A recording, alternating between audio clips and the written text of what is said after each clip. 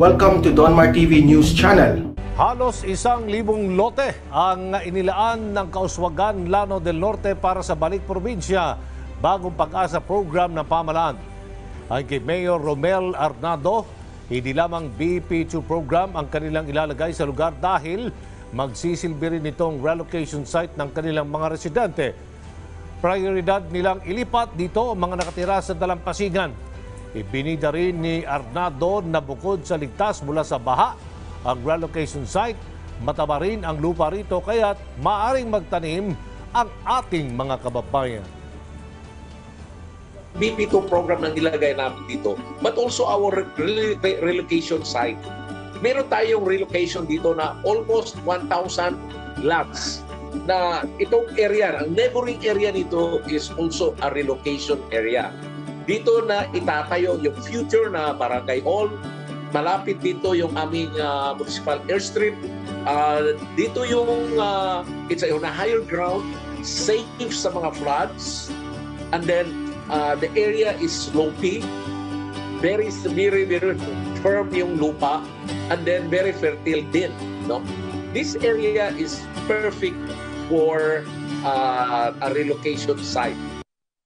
Sa Marshalo, kasi ito yung laging laging topics ng mga mga kulilat mga kulilat po sa kampanya. Maginig kayo. Sino ba yung may tawag doon? May malaking responsibility dito po sa Marshalo, kasi laging sinisisi natin kay dating Presidente Ferdinand Idralin Marcos, di ba? Kasi siyempre siya naman yung Commander-in-Chief. Pero ano nga ba yung totoo nun? Sino yung mga directly involved sa mga abuses kung mayroon man, mga kababayan, para malinawan po natin, especially yung mga kabataan ngayon na patuloy nilalaso nito mga dilawang kulelat sa kampanya. Para i-pull down, mga kababayan, si Bongbong Marcos as if si Bongbong Marcos ay siyang defense secretary noon or the PNP chief or PCINP pala noon. PCINP chief. Di ba? Ngayon, ito po, galing mismo ito sa sa sinulat po ni Juan Ponce Enrile. Sabi rito, Senator Juan Ponce Enrile in his autobiography wrote, I was the administrator of martial law. The powers of martial law were delegated to me. Any abuse of martial law was my responsibility. Kita na ninyo. Turo kayo ng turo kay, kay Marcos, patay na pati yun. Ito yung buhay pa. Nagsulat pa siya, mga kababayan, sa kanyang autobiography. May libro siyang isinulat. Mismo doon, mga kababayan, inaamin niya ang kanyang responsibility. Bakit hindi ninyo sinasama sa binabanatan ninyo araw-araw si Enrile, pati si Ramos, buhay pa silang dalawa.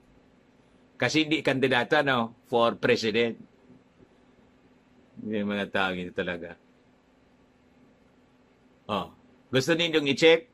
Bumili kayo ng libro ni Juan Ponce Enrile. Available siya sa National Bookstore. Bili kayo. Fidel Ramos was the chief of the Philippine Constabulary during the 60s and 70s. He was responsible for directing multiple abuses committed by the PC in the provinces, particularly in Samar and Leyte. Buhay pa ngayon si Tabaco, ba't hindi ninyo sinasama doon sa inyong mga banat araw-araw sa mga Marcos, especially kay Bongbong Marcos ngayon? Ayan ang challenge natin dito sa mga Tinklawan. At si Ramos at si Enrile, Di ba kasama ninyo sa nag-oppose kay Marcos? Ba't tinanggap ninyo yung dalawang yon? Kung ano, kasama ninyo.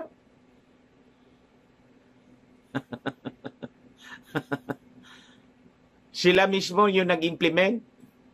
Ang direct order, hindi man galing kay Marcos yung direct order na mag-order ba yun yung people power nga? It's a people power. Gusto nang lusobin. Di ba ikininto ko sa inyo? Gusto nang lusobin ni Fabian Ber. Ini-stop ni Marcos. Yung mga taong ito. Ito. Ramos was the one tasked in the operation and he commanded the torture. Hindi man po si Marcos yung nag-order ng torture.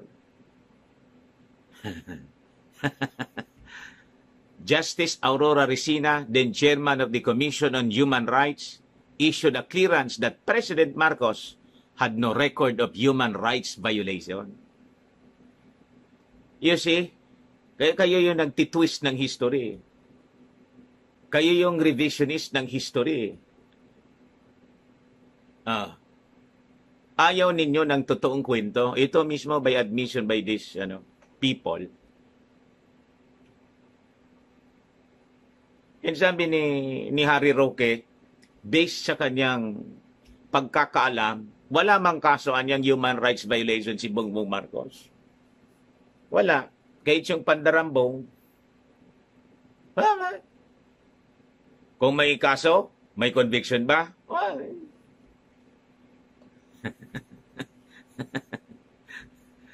You see? Kahit yung pandarambong, walang conviction eh. May kaso, maraming kaso, pero hindi ninyo napatunayan. You see? Ngayon, mga kababayan, ano pa yun dito? President Marcos declared martial law. Inane. Democracy in action. His proclamation, general orders, presidential decrees, and letters of instruction mandate observance of due process and respect for human rights. If President Marcos were a human rights violator, his first and foremost victim should have been Ninoy. Kasi yun yung kalaban niya eh. His political enemy. But President Marcos saved his Upsilon fraternity brother not once, not twice, but thrice. Laban ninyo yan? 3 beses mga kababayan, iniligtas ni President Marcos yung buhay mismo ni Ninoy. Hindi ko sa inyo. Ito yung totoong history. Una, death penalty. Death by musketry. President Marcos stopped it. O di ba? Kasi nga po, napatunayan siyang nagkasala. Di ba? And, yung involvement niya sa, alam na ninyo? Huh? Dapat kung siya death penalty noon. Court-martial siya, di ba? Sabi ko sa inyo. Pero in-stop po hindi natuloy. In-stop mismo ni President Marcos. Death by hunger strike. President Marcos stop it. Ano pa? Death by heart attack. Pinadala pa mga kababayan sa Amerika, di ba nasa Boston sila? Mismong si Mrs. Marcos yung naglakad noon. You see, di hinayaan na sana siya dito mamatay sa heart attack. At yung nag-support mga kababayan ng mga gastusin doon, humihingi pala, si Ninoy mismo tumatawag. Sabi ko sa inyo, pinaglaruan tayo. Mga kababayan, pinaglaruan. Pinaglaruan tayo ng mga dilawan. Dilason yung isipan ng mga tao. Tapos pagbalik, pinatay si Ninoy. ang itinuro si Marcos, ba't papatayin yun niya? 3 beses niyang niligtas. Pinagamot pa sa ibang bansa. Siya pa yung tumustos. Di ba? At pag siyang magpapatay noon, outright siya yung bobo ba si dating Pangulong Marcos para ipapatay niya yung alam niyang siya yung ituturo. Somebody, mga kababayan, took advantage of the situation. And sabi ko nga sa inyo, gustong paimbestigahan ni Bongbong Marcos. Ayaw man ni Panot, yung anak mismo, wag na niya, kasi napatawad na namin. What? Kasi ang gusto nila ay ituro-ituro si dating Pangulong Marcos. President Marcos even paid for his heart surgery expenses.